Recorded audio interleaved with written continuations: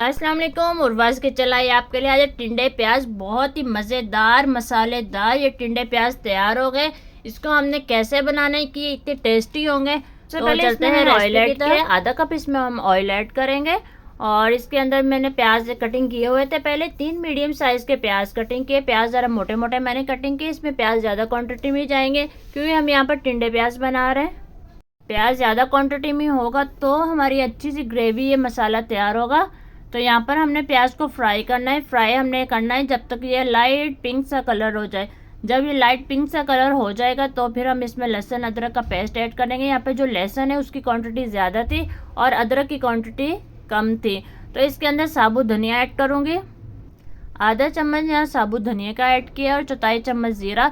इसका टेस्ट यहाँ पर बहुत मज़े का आएगा। आपने ये स्टेप लाजमी करना है, इससे बहुत ज़बरदस्त टेस्ट आना है हमारा।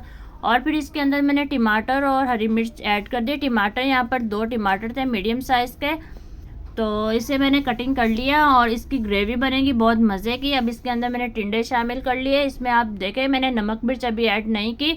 नमक मिर्च ऐड करने से पहले जो ऑयल इसके अंदर जो टिंडे फ्राई होंगे इसका टेस्ट और होता है। अगर हम नमक मिर्च ऐड करने के बाद इसको ऐड करेंगे तो उसका टेस्ट और होता है। तो आपने नमक मिर्च ऐड करने से पहले इस टिंडों को इनमें पहले ऐड कर देना है और फिर इसको यहाँ पर आपने फ्राई करना है। तकरीबन 5 मिनट इसको आप फ्राई होने दीजिएगा। जब ये फ्राई हो जाए तो फिर इसके अंदर हम ऐड करेंगे थोड़ा सा पानी मतलब बिल्कुल कम हमने ऐड करना है क्योंकि यहाँ पर नमक मिर्च ऐड करने लगे हैं वो हमारी नमक मिर्च जले नहीं। 1 चम्मच यहाँ लाल मिर्च पाउडर ऐड किया है। आधा चम्मच इसमें नमक ऐड किया है और चौथाई चम्मच हल्दी। और इसमें जो ऐड कर रही हूँ यहाँ पर ज़ीरा पाउडर मैंने ऐड किया है जो कि मैंने रोस्ट किया हुआ था, उसे अच्छे से पाउडर बना लिया। रोस्ट करने के बाद ये कि आप इसको जब रोस्ट करेंगे तो तवे पे आप रोस्ट करिएगा।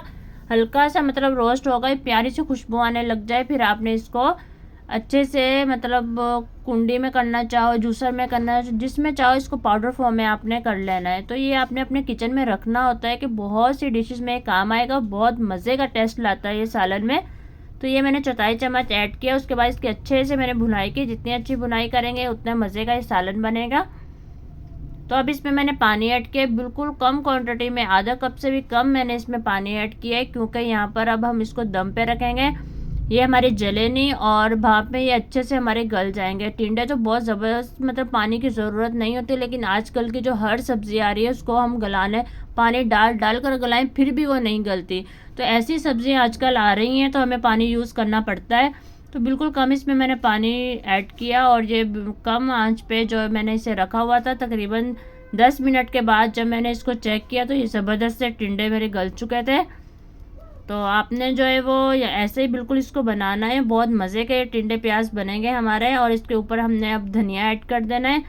धनिया ऐड करने के बाद इसको आपने चम्मच हिलाना है, अच्छे से इसके अंदर मिक्स कर लेना है ताकि ये जो धनिया है इसका भी कच्चापन अब हमने ख़त्म करना है। तो इसको 1-2 मिनट आपने दम पे रहने देना है और फिर यहाँ पर हमारे टिंडे प्याज ज़बरदस्त से बहुत मज़ेदार से तैयार हो जाएंगे। रेसिपी अच्छी लगी तो ज़रूर लाइक करिएगा। चलते हैं फिर, अल्लाह हाफिज़।